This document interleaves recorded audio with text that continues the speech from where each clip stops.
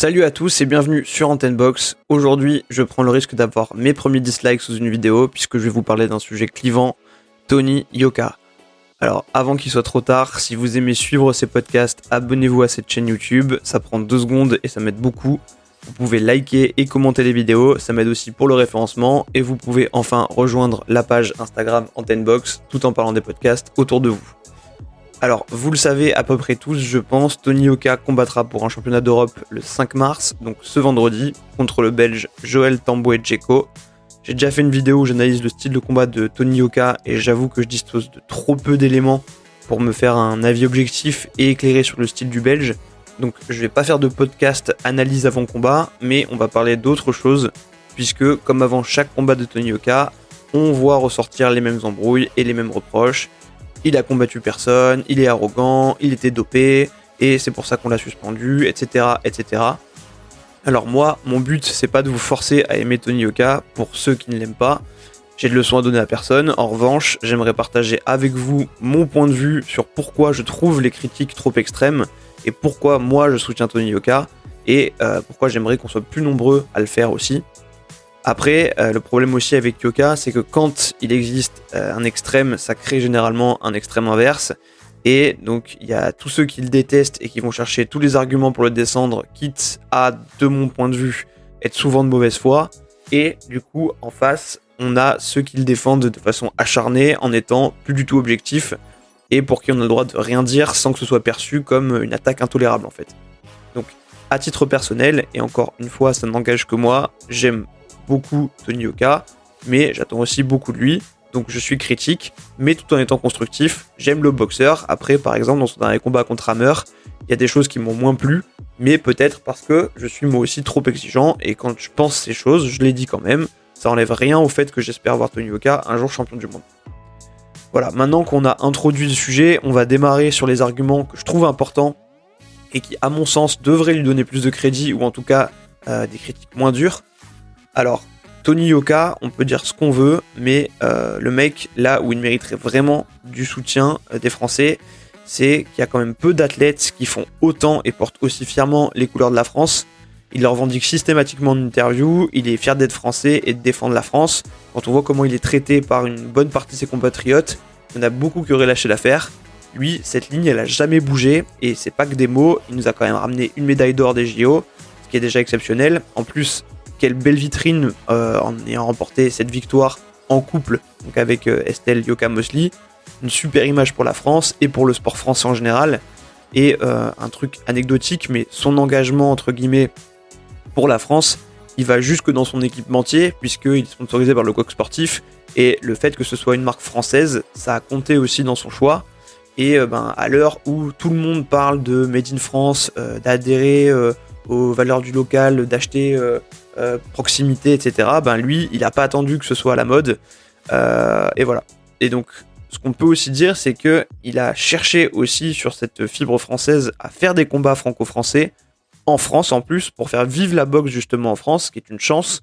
Et déjà, c'est cool parce que ça ramène du public avec de grosses audiences, mine de rien, même si, en plus, beaucoup sont là en espérant assister à sa première défaite. Contre Hammer, par exemple, il a rassemblé 425 000 téléspectateurs, avec un pic à 506 000, donc c'est énorme, surtout en France. À titre de comparaison, le deuxième combat entre Deontay Wilder et Tyson Fury, il a fait 850 000 ventes en pay-per-view. Donc voilà, franchement, sur l'écart, c'est quand même minime par rapport à la renommée. Donc imaginez un peu l'exposition que ça fait, et au-delà de ça, ça permet aussi du coup de donner de l'exposition justement, grâce à son aura, à d'autres boxeurs français, et c'est pareil, ça c'est ultra respectable comme démarche. Combien de boxeurs en auraient rien eu à faire de ça, surtout vu la galère que c'était de monter ces combats, on l'a vu, et quoi qu'on pense de leur niveau, il a tapé le plus haut de la boxe en France dans cette catégorie, c'est pas sa faute non plus s'il n'y a pas des tonnes de poids lourds de très haut niveau en France. Il a fait léoné, il a fait du haut pas, il a cherché à faire troncher, mais ça on va en parler un peu plus tard. Donc il manque que Takam en fait sur le palmarès. Alors pour certains vous me direz c'est le meilleur donc voilà, mais ça il l'avait dit déjà longtemps avant, qu'il se battrait pas contre lui, qu'il l'avait pris sous son aile, donc Takam quand il était plus jeune, qu'il a trop de respect pour lui, et bon ça reste son choix, donc faut le respecter. Moi, personnellement, je trouve ça dommage parce que j'aurais aimé le voir, mais il a ses raisons qu'on doit respecter. Je pense en revanche, pas qu'il le fasse pas parce qu'il aurait peur de Takam. Si le mec il est capable de dire qu'il veut taper Joyce, je pense pas que Takam ce soit un obstacle pour lui, en respectant Takam, hein, bien sûr, mais voilà. Bref, Yoka, il aurait pu gonfler sa feuille de stade comme beaucoup en combattant des Kazakhs, des Slovaques, des Polonais. Il l'a pas forcément fait parce qu'il a voulu se prendre la tête à essayer de faire des combats pour faire le vide en France aussi. Mais justement, donc on va parler de cette adversité puisque c'est un autre point qui je trouve mérite qu'on le respecte et qui est un sujet de critique. Donc la critique qu'on entend souvent, c'est qu'il a combattu personne. Alors bon, déjà, là-dessus je suis désolé, mais quand vous voyez la galère, comme je disais, que c'est de trouver des combats pour lui, parce que le problème pour Yoka, et là-dessus aussi je suis désolé, mais il faut être objectif, c'est qu'il est aujourd'hui trop dangereux en étant entre guillemets, personne au niveau international. Alors il monte dans les classements, mais le risque aujourd'hui il est trop gros pour des challengers potentiels de se frotter à lui et de se faire éclater quand on voit la bourse qu'a refusé l'espoir croate Petar Milas pour le championnat d'Europe, donc qui était d'environ 135 000 €, ce qui est déjà énorme à ce niveau, ne vous méprenez pas. C'est pour ça qu'on a un Belge méconnu en face, et ça, c'est pas la faute de Yoka. Donc il est coincé entre ça et des mecs de haut niveau qui ont d'autres échéances en tête et qui vont pas l'affronter pour le plaisir de le faire monter dans les classements. Donc Yoka, il doit continuer comme ça, à monter dans ses classements, à se faire un nom pour avoir des opportunités, et ça, c'est la réalité de ce avec quoi il doit composer.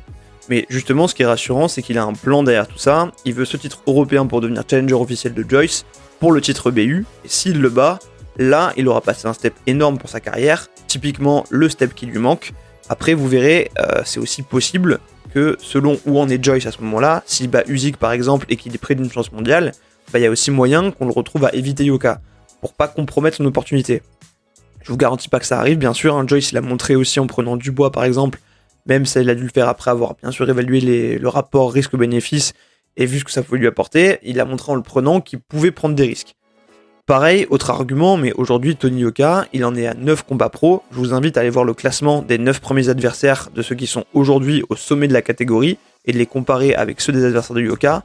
Vous allez voir que Yoka, il a tout de suite pris nettement plus de risques et qu'il avance à marche très accélérée, aussi pour rattraper sa suspension d'1 an. Mais c'est sûr, on peut pas lui reprocher de pas avoir mis le turbo. Alors, ça demande de faire l'effort bien sûr d'aller voir, mais pour le coup c'est instructif. Je vais pas tout vous énumérer parce que sinon ce podcast il durerait 100 ans, mais il me semblait que la page MyBoxing France avait publié un truc récap là-dessus, mais je l'ai pas retrouvé malheureusement, sinon je l'aurais mis en image. En tout cas, quand on va voir ça au cas par cas, vraiment la différence elle est frappante.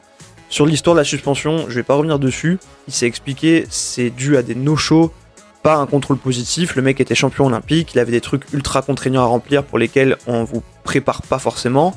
Après, soit vous le croyez, soit vous le croyez pas. Mais je pense que les tests sont tellement exigeants en boxe. Quand on voit que même un mec comme Canelo, il a eu des histoires sur ce sujet. Moi, j'ai pas envie de faire un procès à Yoka sur une non-histoire qui a en plus mis un gros frein à sa carrière. Moi, je le crois, mais ça, pour le coup, clairement, je peux pas vous obliger à être du même avis. Mais clairement, il a jamais été pris pour dopage, à proprement parler en tout cas, et ça, il faut être clair là-dessus. Sur son niveau maintenant, qui rejoint un peu ce que j'ai abordé tout à l'heure, les gens disent beaucoup Yoka n'a affronté personne, donc je vous renvoie à mes arguments précédents, mais surtout, depuis Duopa et Hammer, je trouve qu'il a franchi un palier, et ça c'est incontestable. Alors Duopa, les gens disent ouais, mais en fait il était vieux, les gars, c'est un mec d'expérience, et en boxe ça compte, qui avait fait la meilleure prépa de sa carrière de son aveu, un vrai mec qui encaisse, et Yoka il a complètement allumé, donc oui, c'est pas Duopa à son prime, mais c'est un indicateur. Yoka, il a aussi passé le test Hammer qui avait affronté les meilleurs de la catégorie sans tomber.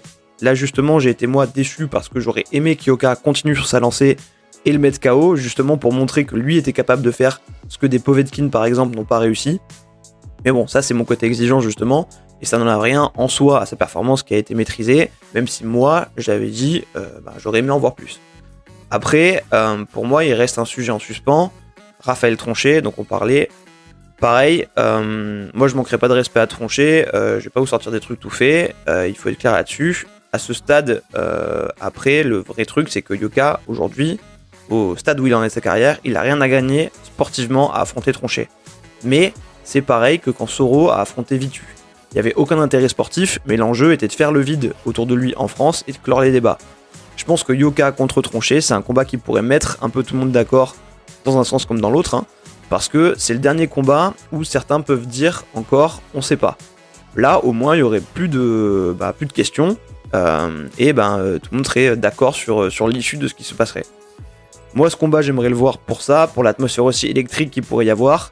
Après je pense aussi que ce serait le bon moment parce que là la sauce elle est un peu montée en fait, contrairement à si c'était arrivé avant où les gens connaissaient moins Tronchet je pense. Là le fait qu'il soit venu sur le ring provoquer Yoka, vis-à-vis du grand public qu'il connaissait moins, qui est moins fan de boxe, et ça a fait de Tronchet un personnage, ça peut créer un vrai engouement, et je le répète, du coup, comme un Sorovitu. Après, ça a été en discussion pendant un moment, je suis pas dans les négos, donc je sais pas pourquoi ça bloque, ou pourquoi ça a bloqué, parce que je pense qu'aujourd'hui, on a quasiment aucune chance de voir ce combat se faire, aussi parce qu'à mon avis, les deux se détestent vraiment, mais c'est dommage parce que ça m'aurait plu. Après, ne vous en faites pas, les échéances elles vont arriver avec des adversaires solides qui seront soit battus par Yoka et qui donneront des arguments au pro Yoka pour clore le débat sur son niveau, ou aux anti s'il perd pour dire qu'en fait la marche était trop haute, donc à suivre.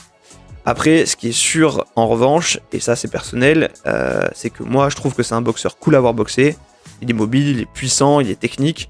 Franchement, on aurait pu hériter d'un poids lourd à la Charles Martin ou Gerald Washington qui sont pas passionnants à regarder. Et désolé, mais imaginez quand même le kiff que ce serait d'avoir un champion du monde poids lourd français. Ce serait tellement historique. Et moi, si j'aime le sport, c'est aussi pour voir des moments d'histoire se passer. Et j'aimerais sincèrement pouvoir être témoin de ça. Et je pense qu'on peut au moins se réunir là-dessus. Enfin, le dernier sujet de critique, c'est le personnage. Un sujet qui crée des crispations pour certains, c'est sa personnalité à Tony Yoka, que certains jugent arrogant. Alors moi là-dessus pareil, je ne peux pas vous forcer à aimer la personnalité, chacun ses goûts et c'est respectable. Je peux juste vous dire ce que moi j'apprécie chez lui, et c'est que c'est un mec qui assume ses ambitions. Alors oui, il a un ego, mais comme tous les champions, pas faire de la boxe à haut niveau si on n'est pas convaincu d'être le meilleur, sinon ça sert à rien de monter sur un ring. Lui, il est sûr de sa force, il le revendique, et je trouve ça inspirant, en tant que moi pratiquant par exemple, d'arriver à se mettre dans un conditionnement mental où on se sent assez sûr de soi et fort sur le ring pour se dire que on va gagner, qu'on va être meilleur que son adversaire. Surtout, ce qui est incroyablement respectable aussi pour moi, c'est que en assumant comme ça, il se met une pression énorme sur le dos parce qu'il sait que tout le monde attend qu'il tombe en fait. Donc ça montre le mental du mec, et rien que pour ça, moi je dis vraiment respect. Voilà pour mes arguments sur cet épineux sujet qui, j'espère, convaincront certains d'être un peu plus indulgents avec lui et plus supportifs. Après, comme je le disais, chacun son avis, chacun sa sensibilité, mais essayons juste d'être tous un minimum objectifs là-dessus. Merci d'avoir suivi ce podcast. Vous pouvez bien sûr réagir en commentaire et me donner vos arguments tant que c'est constructif, de la part des anti comme des pros d'ailleurs. J'espère que cette vidéo n'aura pas une avalanche de dislikes. Si c'est le cas, c'est que j'aurai réussi à faire ce que je voulais faire. Quoi qu'il en soit, je vous souhaite une très bonne semaine à tous et à la prochaine sur Antenne Box.